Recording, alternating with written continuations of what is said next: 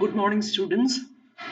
Today we continue our discussions regarding textuality and reading. In the last class, we started with the analysis of teller or the author. So we understood that all these narratives are representations and it is there out there for the reader to interpret. And every narration, every process of narration contains an author, the one who writes the teller, and there is this text, which is the printed work, the language, the story, and at the other end, we have the reader who engages himself with the reading of this text and who derives meaning out of this narrative. So, we have discussed these processes. We have analyzed this diagram given by Seymour Chapman, where you see real author and real reader outside this box. Inside the box, we actually see implied author and implied reader. We have already discussed that. Then we looked into the details of the typology of author or narrator.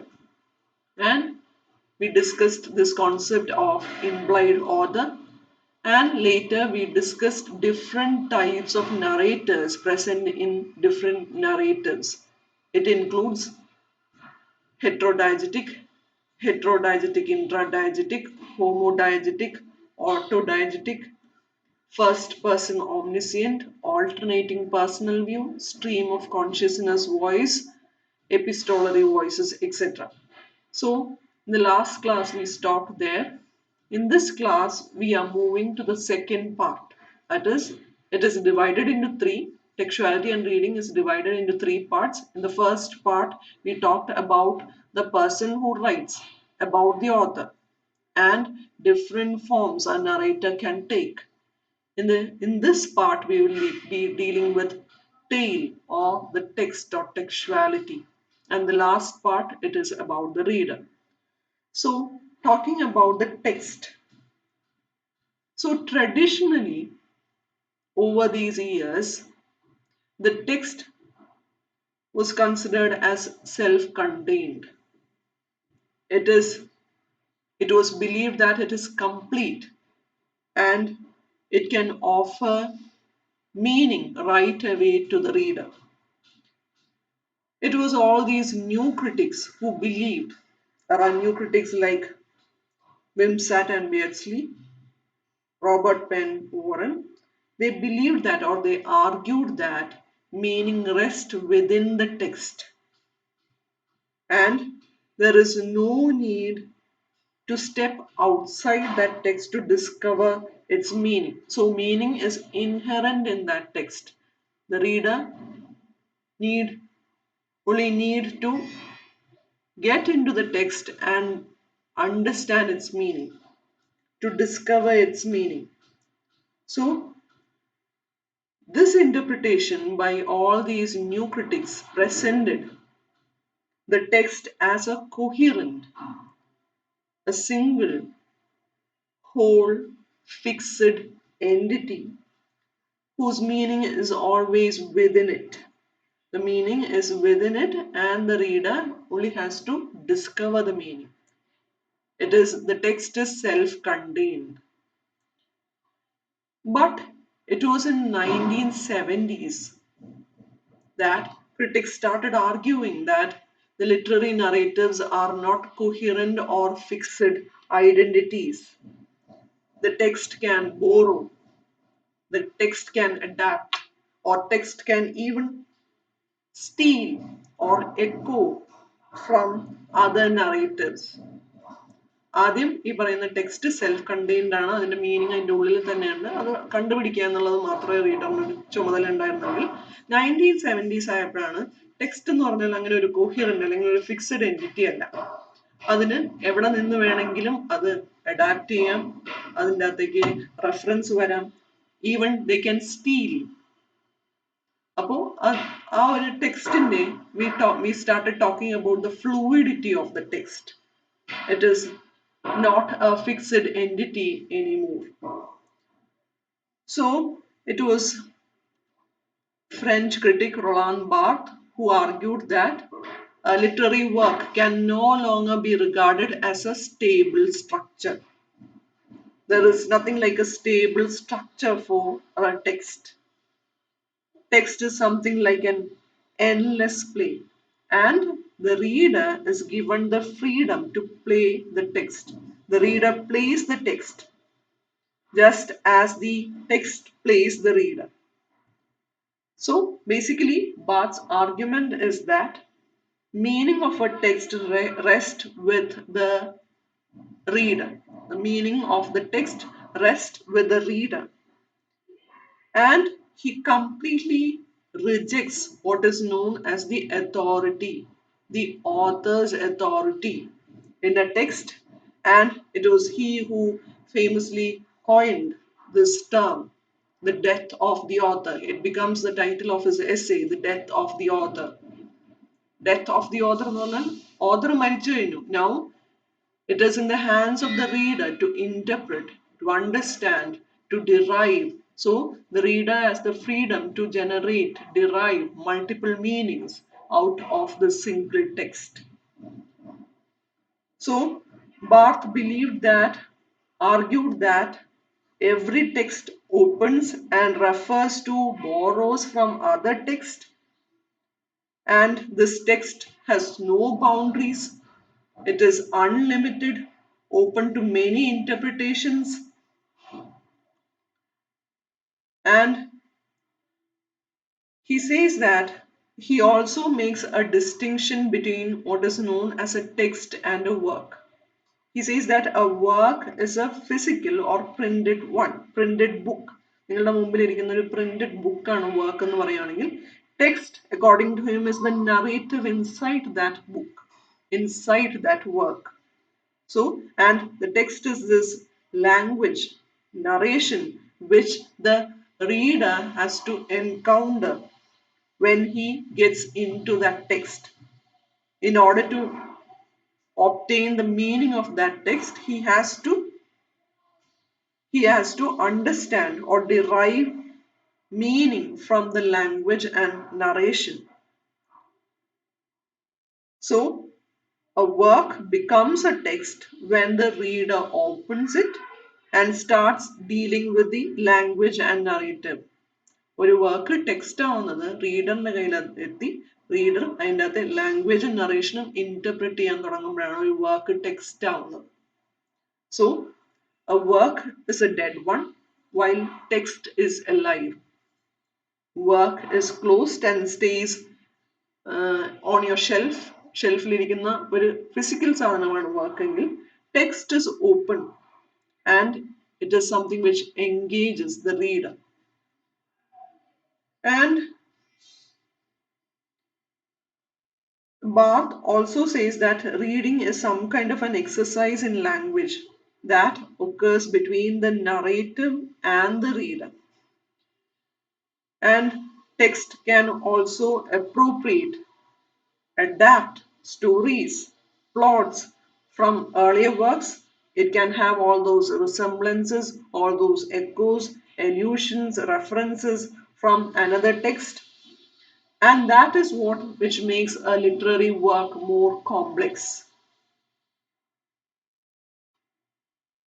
So the basic point is that no literary narrative can be completely original. ഒരു literary വർക്കും original അല്ല. എല്ലാ വർക്കിലും there will be some kind of influences from earlier works. So Harold Bloom actually coined this term, anxiety of influence. പോയിറ്റ്സിനും റൈറ്റേഴ്സിനുമുള്ള ഒരു തരം ആൻസൈറ്റിയാണ് anxiety of influence. നിങ്ങൾ തന്നെ ഒരു കാര്യം എഴുതുക, നിങ്ങൾ ഒരു എഴുതുന്ന ശീലമുള്ള ഒരാളാണെങ്കിൽ നിങ്ങൾ എഴുതുമ്പോൾ ആരുടെയെങ്കിലും ഒരു ഇൻഫ്ലുവൻസ് ഉണ്ടാവും. എന്തെങ്കിലും നിങ്ങൾ വായിച്ച ഒരു കാര്യത്തിൻ്റെ ഒരു ഇൻഫ്ലുവൻസ് ഉണ്ടാവും. നിങ്ങൾ വായിച്ച കാര്യത്തിനെ നമ്മൾ അതുപോലെ കോപ്പി അടിച്ചു വെക്കുന്നതിന് നമ്മൾ അതിനെ പ്ലെജറിസം എന്ന് പറയും. അതിൻ്റെ ഇൻഫ്ലുവൻസിൽ എഴുതുന്നതിന് നിങ്ങൾ ആ പ്രോഡക്റ്റിനെ ഇറ്റ് ഈസ് ഇന്റർടെക്ച്വൽ റെഫറൻസസ് എന്ന് പറയും. അത് അങ്ങനെ തന്നെ കോപ്പി അടിച്ചെഴുതുന്നതിന് പ്ലെജറിസം എന്ന് പറയും. അതിൻ്റെ റെഫറൻസസും ഇൻഫ്ലുവൻസും വെച്ചെഴുതുന്നതിന് we call it as intertextuality. So here Barth says that text is therefore unlimited. The text is something without any closure, without any limit, and it is made up of other text. And this concept is known as intertextuality. Intertextuality is the relationship of one text to others. ഈ പറയുന്ന ഇന്റർടെക്ച്വാലിറ്റി എല്ലാത്തിലും കാണും. ഇപ്പോൾ for example സിനിമകളിലും ഈ പറയുന്ന elements of ഇന്റർടെക്ച്വാലിറ്റി കാണും. For example ഇപ്പോൾ ഒരു ന്യൂ ജനറേഷൻ സിനിമയിൽ ഒരു ഓൾഡ് സിനിമയിൽ ഒരു മോഹൻലാലിന്റെ ഡയലോഗ് പറയുന്നത് നീ പോമോനെ ദിനേശ എന്ന് പറയുന്ന ആ ഒരു ഡയലോഗ് പറയുവാണെങ്കിൽ അത് ഇന്റർടെക്ച്വാലിറ്റിയാണ്. That is you are referring to another text, another film. So here this term intertextuality is coined by Julia Kristeva. So she is a French theorist. Julia Kristeva talks about intertextuality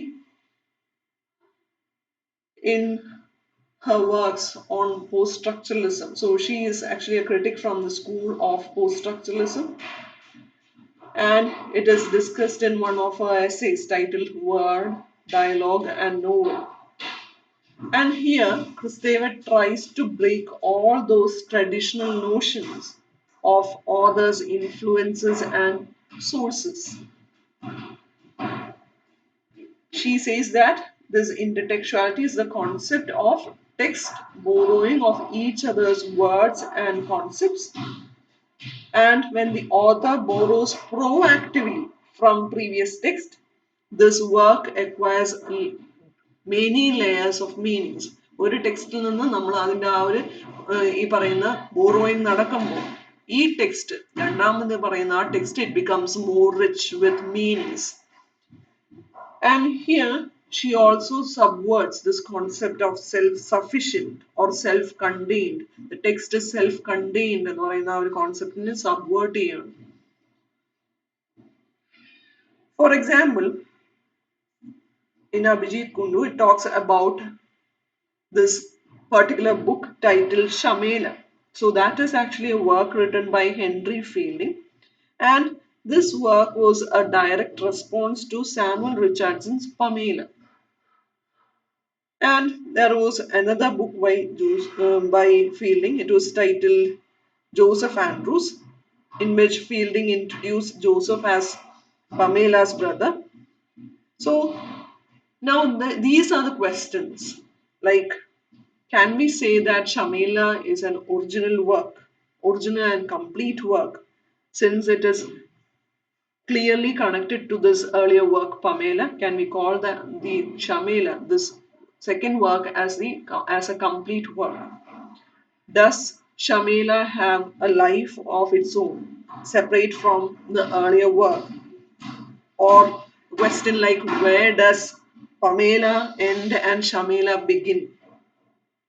So we see the echoes, reflections of the first story in the second one. So the question like, ഇത് എവിടെ അവസാനിക്കുന്നു, ഇത് എവിടെ തുടങ്ങുന്നു എന്നുള്ള ചോദ്യം. And does Pamela's story end when the Pamela ends? Or does it continue in Fielding's novel? And what is the relationship between Fielding's novel and Richardson's?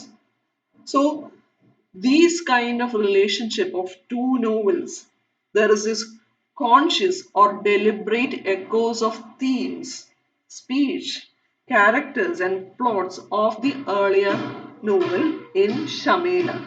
So that is actually termed as intertextuality.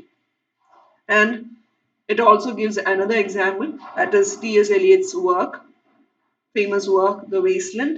It uses all those Sanskrit phrases, uses Greek mythology, and also urban city speech, London speech. So he also borrows from myth, history, and variety of literary text. So there also the similar question arises. Where does Eliot's Wasteland end and other literary and non-literary texts begin? So is Wasteland one poem or many other, or echoes of many other literary works? So here, this is very important. Gerald Genette, that is, he was a contemporary French, he is a contemporary French theorist and critic. In his work Paratext, The Thresholds of Interpretation, he analyzes all those odd narratives and narrative devices, and he uses the term transtextuality instead of intertextuality, and he categorizes five major types, in which intertextuality is one of them. It is very important, it comes as a short note question. Trans എന്നാണ് വിളിക്കുന്നത്. ഇന്റർടെക്ച്വാലിറ്റി എന്നുള്ള term മാറ്റി ട്രാൻസ്ടെക്ച്വാലിറ്റി എന്ന് ഉപയോഗിക്കുകയും അതിൽ തന്നെ ഇന്റർടെക്ച്വാലിറ്റി വരികയും ചെയ്യും. അപ്പോൾ അതായത് ഇതിൻ്റെ അകത്ത് പറയാൻ ശ്രമിക്കുന്നത് ഈ പറയുന്ന നറേറ്റീവിൽ കാണുന്ന ആ ഒരു റിലേഷൻഷിപ്പ് വിത്ത് അതർ ടെക്സ്റ്റ് അതെങ്ങനെയൊക്കെ ആകാം. It can be in the model of a paratext, it can be in the model of an intertextuality, architectuality, metatextuality, or hypertextuality. So, what are these things? What is paratext? Paratext is all those information which surrounds the main body of the text. ഒരു ടെക്സ്റ്റിന്റെ main body surround ചെയ്യുന്ന extra ഇൻഫോർമേഷനെയാണ് we call it as paratext. Paratext contains all those headings, all those prefaces, epigraphs, dedication, acknowledgements, prelude, etc. So, അതിൽ തന്നെ പാരടെക്സ്റ്റിനെ രണ്ടായിട്ട് divide ചെയ്യാറുണ്ട്. One is peritext and epitext. So all those preface, epigraphs, dedication, acknowledgement which comes at the opening of a text it is known as peritext, and epitext it is all those elements outside the text, such as all those editorial discourses, interviews, publicity announcements, reviews. ഇതിനെല്ലാം epitext എന്ന് വിളിക്കുന്നു. So it mainly refers to all those messages and commentaries which surround the text and which can affect the interpretation of the text. And the basic aim of this paratext, it is to guide the readers to understand or to consider the context of the document, to understand when the text was published, who published it, and for what purpose, also how the text should or should not be read. So this comes as paratext. And then there is this intertextuality. Intertextuality refers to all those quotations, all those citations, even plagiarism, references, allusions, and citings you take from another text. And Genette takes this original idea of intertextuality and reduces it to the co-presence of two or more text. Presence, co-presence, രണ്ടോ മൂന്നോ ടെക്സ്റ്റുകൾ ഒന്നിച്ച് present ആയിരിക്കുന്ന ഇതിനെയാണ് നമ്മൾ ഇന്റർടെക്ച്വാലിറ്റി എന്ന് Gerald ജെനെ വിളിക്കുന്നത്. നേരത്തെ പറഞ്ഞ പോലെ it includes quotations, plagiarism, allusion, and it actually provide a more practical relationship between those specific linguistic and literary elements of individual text. ഈ പറയുന്ന ഓരോ ഇൻഡിവിജ്വൽ ടെക്സ്റ്റിന്റെയും ആ ഒരു ലിംഗ്വിസ്റ്റിക് ലിറ്റററി എലമെന്റ്സിനെ ഒന്നിച്ചു കൊണ്ടുവരിക അല്ലെങ്കിൽ കോ പ്രസന്റ് ആയിട്ടിരിക്കുക എന്നുള്ള രീതിയിൽ അതിനെയാണ് നമ്മൾ ഇന്റർടെക്ച്വാലിറ്റി എന്ന് വിളിക്കുന്നത്. And what is this architectuality? Architectuality refers to the text being positioned directly or indirectly into a genre or genres, and it happens even before the reader has received or read the work. We can say it in other words, the title of a piece of a work or the absence of a particular word in a title may produce expectations about the text that may change or influence the reader's expectations. For example, there is this Shakespeare's King Lear, and another person, Edward Bond, has also written a work titled Lear. And both of them fall into the genre of playwriting, So the reader have certain expectations. ഈ പറയുന്ന king Lear എന്നുള്ള പേര് കേൾക്കുമ്പോൾ they have certain expectations. രണ്ടാമത്തത് എന്താകും എന്ന കുറച്ച് expectations ഉണ്ടാവും. അതിനെ ചേഞ്ച് ചെയ്യാം, അതിനെ ഇൻഫ്ലുവൻസ് ചെയ്യാം. അപ്പോൾ അതിനെയാണ് ആർക്കിടെക്ച്വാലിറ്റി എന്ന് പറയുന്നത്. That is placing the text directly or indirectly in same genre with similar titles.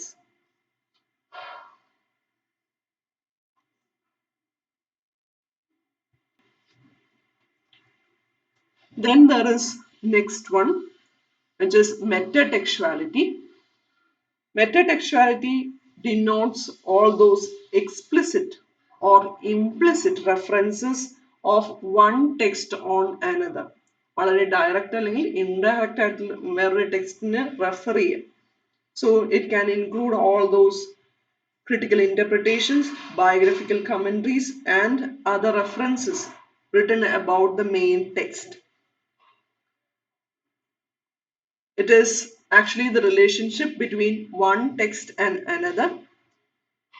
So you can make that commented text directly, you can directly refer to that commented text, or you can silently evoke. അത് നമ്മൾ ഏത് text ആണോ അതിൻ്റെ അകത്ത് refer ചെയ്യുന്നത് അതിനെക്കുറിച്ച് comment ചെയ്യാം, അല്ലെങ്കിൽ അതിനെ സൈലന്റ് ആയിട്ട് ഇവോക്ക് ചെയ്യാം, സൈലന്റ് ആയിട്ട് റെഫർ ചെയ്യാം. So that is metatextuality. And hypertextuality, it is Genette explains hypertextuality as a relationship between text B. Text B is something which is known as hypertext. And the earlier text, the text A, is named hypotext. And it says that this hypertext or text B can be read either for its own individual value or in relation to its hypotext. That is hypertextuality. Hypertext എന്ന് പറയുന്ന രണ്ടാമത്തെ വർക്കിനെ ആദ്യത്തെ വർക്കുമായിട്ട് ഒന്നെങ്കിൽ relate ചെയ്ത് വായിക്കാം, അല്ലെങ്കിൽ അതിനെ ഒരു ഇൻഡിവിജ്വൽ വർക്ക് എന്നുള്ള രീതിയിലും വായിക്കാം. For example, there is this work, White Sargasso Sea by Jean Rice. So there is this reference to Jane Eyre. ആ ജെയിൻ അയറുമായിട്ട് റിലേറ്റ് ചെയ്തും വായിക്കാം, അതിനെ ഒരു ഇൻഡിപെൻഡന്റ് വർക്കുമായിട്ട് വായിക്കാം. And there is this work, Lord of the Flies by William Goulding. It is actually a parody of Robert Michael Ballantyne's The Coral Island. അപ്പോൾ these are the terms.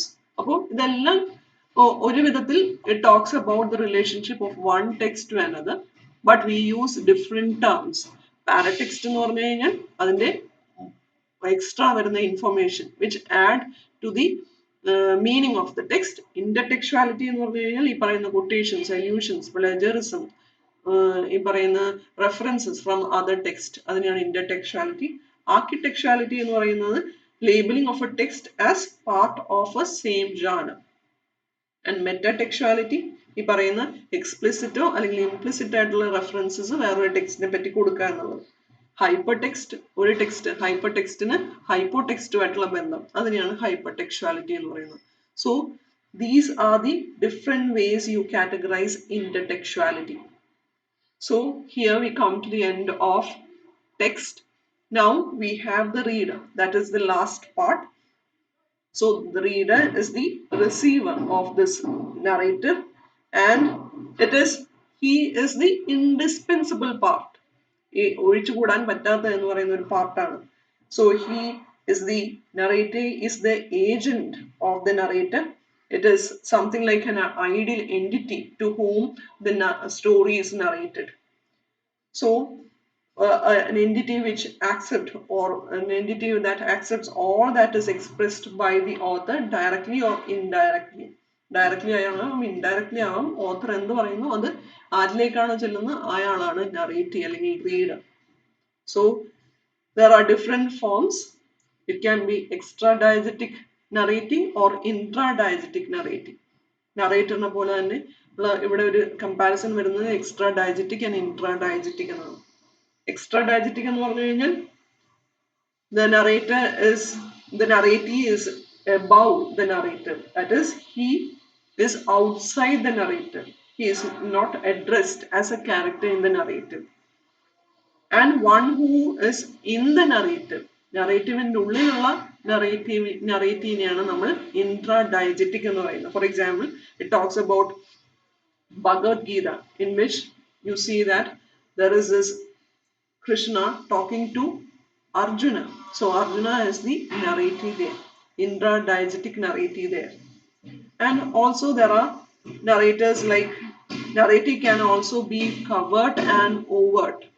That is, covert, as the word indicates, is a silent addressing, whereas overt, you can understand his presence through narrator's references, inferences. Narratorന്റെ ആ ഒരു കോൺവെർസേഷനിൽ നമുക്ക് അവിടെ ഒരാൾ present ആണെന്ന് മനസ്സിലാക്കാം. That is overt.